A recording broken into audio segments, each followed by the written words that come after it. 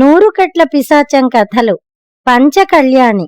ఒకానొకప్పుడు కళింగ రాజధానికి సమీప గ్రామంలో విద్యాధరుడనే యువకుడు ఉండేవాడు. యుద్ధ విద్యల్లో ఆరితేరి రాజకొలువులో సైనికుడిగా చేరాలని అతడికి మహా కోరికగా ఉండేది. అందుకని ఉన్న ఊళ్ళో అంతో ఇంతో యుద్ధ విద్యలు తెలిసిన వారందరికీ శుశ్రూష చేస్తూ వారు నేర్పింది నేర్చుకోసాగాడు. అలా కొన్నాళ్లయ్యాక అతడికి విద్య నేర్పేవారంతా, మాకు వచ్చింది నీకు నేర్పాం, సైన్యంలో చేరాలంటే ఇది చాలదు, రాజధానికి వెళ్లి నేర్చుకో అన్నారు. రాజధానిలో యుద్ధ విద్యలు నేర్పేవాళ్లు శిష్యుల నుంచి దండిగా డబ్బు తీసుకుంటారని, శుశ్రూషలు చేసినంత మాత్రాన విద్య నేర్పరని అతడికి తెలుసు. అతడికి డబ్బు లేదు, ఏం చేయాలా అని ఆలోచనలా ఉండగా అతడికో విశేషం తెలిసింది. శూరసేనుడనే మహావీరుడు వేట కోసం సమీపంలోని అరణ్యానికొచ్చి గుడారం వేసుకున్నాడు. అడవి మార్గాన పయనించే గ్రామస్తులొకరిద్దరు అతణ్ణి చూశారు. శూరసేనుడు వారిని పలకరించి, మీలో ఎవరికైనా యుద్ధ విద్యలు నేర్చుకోవాలనుంటే నాకు ఇక్కడ తోడుగా ఉండండి, నా అంతటి వాణ్ణి చేస్తాను అన్నాడుట.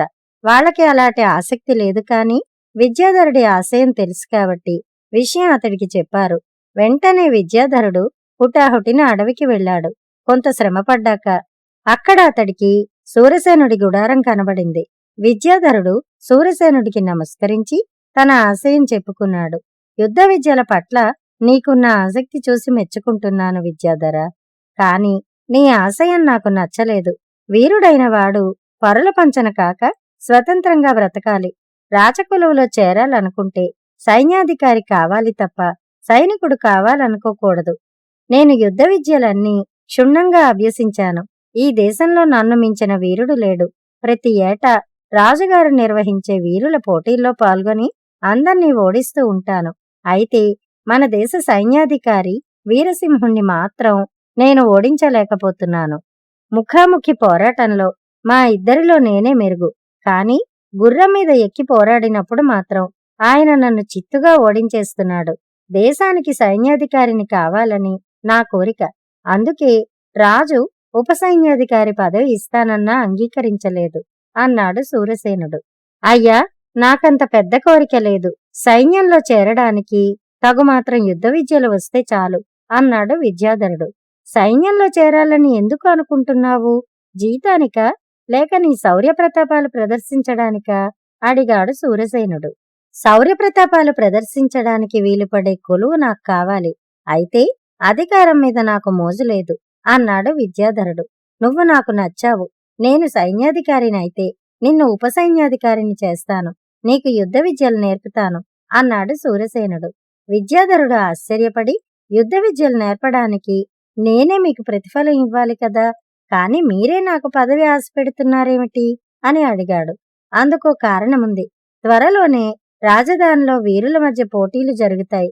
ఈసారి వీరసింహుణ్ణి చిత్తు చేయాలన్న గట్టి పట్టుదలతో ఉన్నాను. అందుకు బాగా అభ్యాసం కావాలి.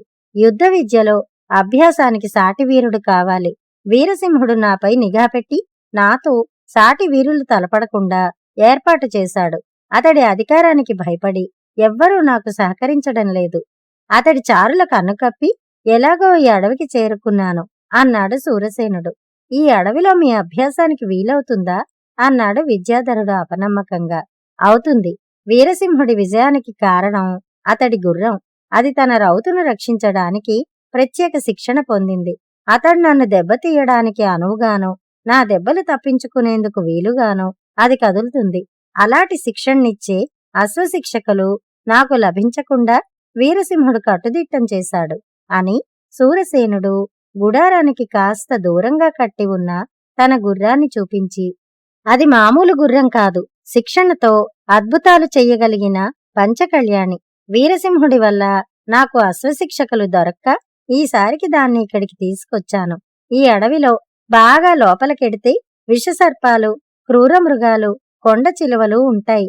రోజు పంచకళ్యాణి మీద అక్కడి దాకా వెళ్లి కాసేపు అక్కడ మసలి వస్తున్నాను. అక్కడ అనుక్షణం ప్రమాదమే. ఆ ప్రమాదాలన్నీ తప్పించుకుని రావటమే నా పంచకళ్యాణికి శిక్షణ. చెట్లకు వేలాడే కొండ చిలువలను, నేలమీద పాకి విషసర్పాలను, పొంచి ఉన్న క్రూర మృగాలను పసిగట్టి తప్పించుకుని బయటపడ్డంలో నాతో పాటు నా పంచకళ్యాణికి శిక్షణ అవుతోంది. ఈ శిక్షణతో నా పంచకళ్యాణి వీరసింహుడి గుర్రానికి దీటు కాగలదని నా నమ్మకం. ఇక కత్తి యుద్ధానికి అభ్యాసంగా నీ వంటి వాడు కావాలి అన్నాడు శూరసేనుడు. మీ ఆశయం గొప్పది, శిక్షణ ప్రమాదకరమైనది. మీకు శుశ్రూష చేసి నా జీవితాన్ని ధన్యం చేసుకుంటాను అన్నాడు విద్యాధరుడు. శూరసేనుడు అతడి వినయానికి సంతోషించి ఆ రోజు నుండి కత్తి యుద్ధంలో శిక్షణ ప్రారంభించాడు. విద్యాధరుడు ఏకాగ్రతతో శూరసేనుడు చెప్పే మెళకువలన్నీ నేర్చుకోసాగాడు. శూరసేనుడతడితో, నీవింకా ప్రాథమిక దశలో ఉన్నావు. బహుశా నీకు ఈ ఏడాది వీరుల పోటీలో పాల్గొనేందుకు ఈ శిక్షణ చాలకపోవచ్చు. అయినా నా సాయశక్తిలా ప్రయత్నిస్తాను అన్నాడు. అంతలో ఒకరోజు అనుకోని విశేషం జరిగింది. వీరసింహుడు నియమించిన చారుల్లో ఓ ఇద్దరు ఎలాగో శూరసేనుడి ఆచూకీ తెలుసుకుని అడవికి వచ్చారు. శూరసేనుడు అజాగ్రత్తగా ఉన్న సమయంలో అతడిపై దాడి చేశారు. శూరసేనుడు వారి దెబ్బలు కాసుకుంటూ ఎలాగైతేనే తన ఒరలోంచి కత్తి దూసి వారిని ఎదుర్కొన్నాడు. కాసేపటికి ఇద్దరు సైనికులు బాగా గాయపడ్డారు. కాని వాళ్లు వెనుకడుగు వేస్తున్నట్టు నటించి అతణ్ణి ముందుగా తవ్వి ఉంచిన నిలువులోతు గోతివైపు నడిపించారు. శూరసేనుడు గోతిలో పడిపోయి చేసేదేమీ లేక హూంకరించసాగాడు. అప్పుడా చారులు దగ్గర్లోని గుర్రం వద్దకెళ్లారు. వాళ్లు తన్ను చంపుతారని గ్రహించిన పంచకళ్యాణి పెద్దగా సకిలించి ముందరి కాళ్లతో తన్నబోయింది. అయితే చెట్టుకు కట్టేసి ఉన్న కారణంగా తప్పించుకునే అవకాశం లేక ప్రాణభయంతో పదే పదే సకిలించసాగింది. సమీపంలోని కొలంలో స్నానానికెళ్లి తిరిగొచ్చిన విద్యాధరుడు ఆ దృశ్యం చూసి హూంకరించి చారులపై కత్తి దూశాడు. వాళ్లు ఉలిక్కిపడి వెనక్కు తిరిగారు. మీ ప్రతాపం నోరులేని జీవాలపై కాదు, నా మీద చూపించండి అన్నాడు విద్యాధరుడు వాళ్లతో. అప్పుడు చారులకు విద్యాధరుడికి ఘోర పోరాటం జరిగింది. చారులు సుశిక్షితులైనప్పటికీ శూరసేనుడితో పోరాడి బాగా గాయపడి ఉన్నారు. విద్యాధరుడికి అలసట లేనప్పటికీ కత్తి విద్యలో ప్రావీణ్యం అంతంత మాత్రం. అయినా చివరకు విద్యాధరుడు వాళ్ళిద్దరినీ తరిమికొట్టి శూరసేనుణ్ణి గోతిలోంచి రక్షించాడు. శూరసేనుడు విద్యాధరుణ్ణి కౌగిలించుకుని, ఈ రోజు నా పంచకళ్యాణ్ణి రక్షించి నాకు మహోపకారం చేశావు. ఏం చేసినా నీ రుణం తీరదు.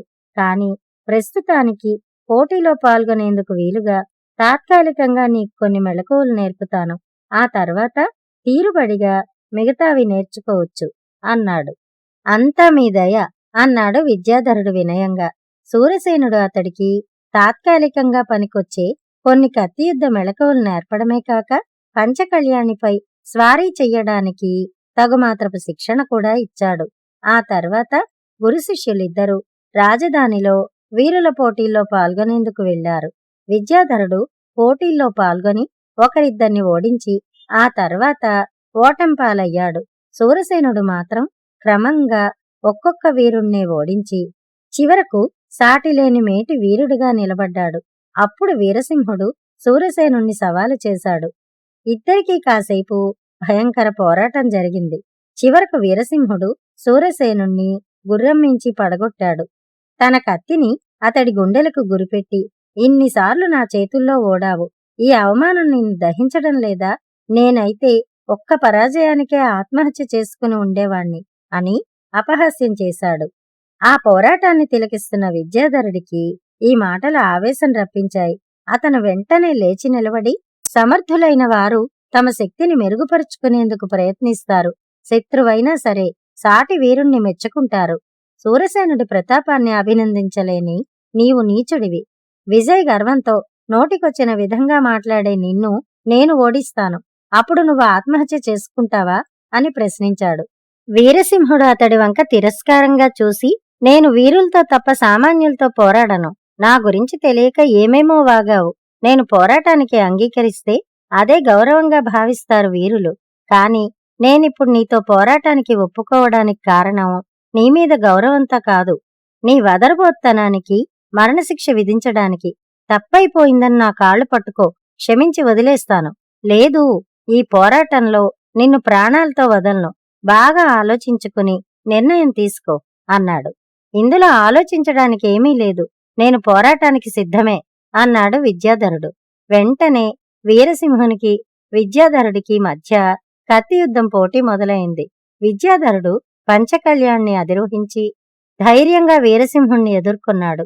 అయితే అందరూ ఊహించినట్లు వీరసింహుడు విజయం సాధించలేదు. అతడు ఎలాంటి దెబ్బతీసినా విద్యాధరుడు సులభంగా తప్పించుకోగలిగేవాడు. విద్యాధరుడు దెబ్బతీసినప్పుడల్లా వీరసింహుడు గాయపడుతున్నాడు. కాసేపటికి వీరసింహుడు నిరాయుధుడై గుర్రం మించి కింద పడ్డాడు.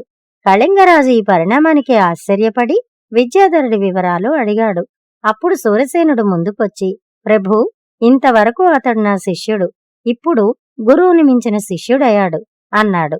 వెంటనే విద్యాధరుడు వినయంగా, అయ్యా, నేను గురువుని మించిన శిష్యుణ్ణి కాను. యుద్ధ విద్యలో నాకు తెలిసిన మెళకువలు అంతంత మాత్రం.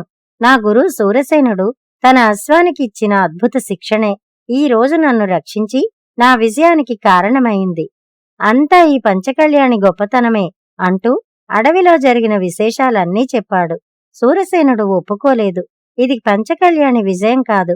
సుశిక్షితుడనైన నన్నే రక్షించలేని ఈ పంచకళ్యాణి నిన్నేమి రక్షించగలదు? నీకు తెలియకుండానే నీలో అద్భుతమైన ప్రతాపం దాగి ఉంది. ఏ కారణంగానో అది ఈరోజు వెలికి వచ్చి విజృంభించింది. నిస్సందేహంగా ఇది నీ విజయం అన్నాడు. కాదు, పంచకళ్యాణికి మీరు శిక్షణనిచ్చారు. అది మీకు యుద్ధంలో సహకరించింది. కాని నేను పంచకళ్యాణి ప్రాణాలు కాపాడాను. ఆ కృతజ్ఞతతో అది పోటీ జరుగుతున్నంతసేపు నన్ను రక్షించుకునే ప్రయత్నం చేసింది. అది ప్రాణాలకు తెగించి మీరు ఇచ్చిన శిక్షణను నా కోసం ఉపయోగించింది అన్నాడు విద్యాధరుడు. ఇది విని అంతా ఆశ్చర్యపోయారు. కళింగరాజు పంచకళ్యాణ్ణి అబ్బురంగా చూస్తూ, నోరులేని ఒక జీవం తన ప్రాణాలు రక్షించాడన్న కృతజ్ఞతతో తన యజమానికి సహాయపడ్డం వల్ల ఆ యజమాని మహాశక్తివంతుడయ్యాడు. నా ప్రజలందరూ నా పట్ల అలాంటి కృతజ్ఞత కలిగి ఉంటే ఈ లోకంలో నాకు ఎదురే ఉండదు. ఈ రోజు నుంచి నా ప్రజల మేలు కోసం నా యావత్ శక్తిని వినియోగిస్తాను అన్నాడు.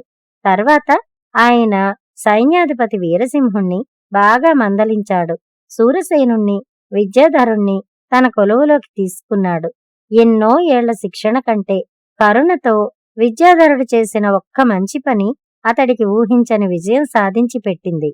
ఇది గ్రహించిన సూరసేనుడికి సైన్యాధికారి కావాలన్న తన ఆశయం అర్థం లేనిదనిపించింది. అతడు రాచకొలువులో చేరి సాధ్యమైనంతలో సాటివారికి సహాయపడుతూ కలకాలం సుఖంగా జీవించాడు. వినయశీలుడు ఈ కథ పూర్తి చేయగానే పంచకళ్యాణికి శిక్షణ ఇచ్చినవాడు సూరసేనుడు. ఆ శిక్షణ ఉపయోగపడింది విద్యాధరుడికి. రాజ్యపాలనలో సూరసేనుడిలా కాదు, విద్యాధరుడిలా ఉండాలి. అప్పుడు లభించే ప్రజల అండదండలు ఏ రాజునైనా మహాశక్తివంతుణ్ణి చేస్తాయని కళింగరాజు గ్రహించాడు. ఈ కథ నన్ను హెచ్చరిస్తున్నది. త్వరలో ఆ హెచ్చరిక పాటించకపోతే చేతులు కాలాక ఆకులు పట్టుకున్నట్టు అవుతుందేమో అని ఆలోచనలో పడింది మహారాణి. మహారాణి ఆలోచనలు ఎలా ఉన్నప్పటికీ ఆమెకి కథ బాగా నచ్చింది. ఆమె కథని మెచ్చుకోగానే వినయశీలుణ్ణి ఆవహించిన 100 కట్ల పిశాచానికి మరో కట్టు విడిపోయింది. మర్నాడు వినోద ప్రదర్శనకు ముందు యథాప్రకారం కథ వినడానికి మళ్లీ వచ్చింది మహారాణి. వినయశీలుణ్ణి ఆవహించి ఉన్న పిశాచం మరో కథ చెప్పడం ప్రారంభించింది. ఆ కథతో మరొకసారి కలుద్దాం. అంతవరకు సెలవు.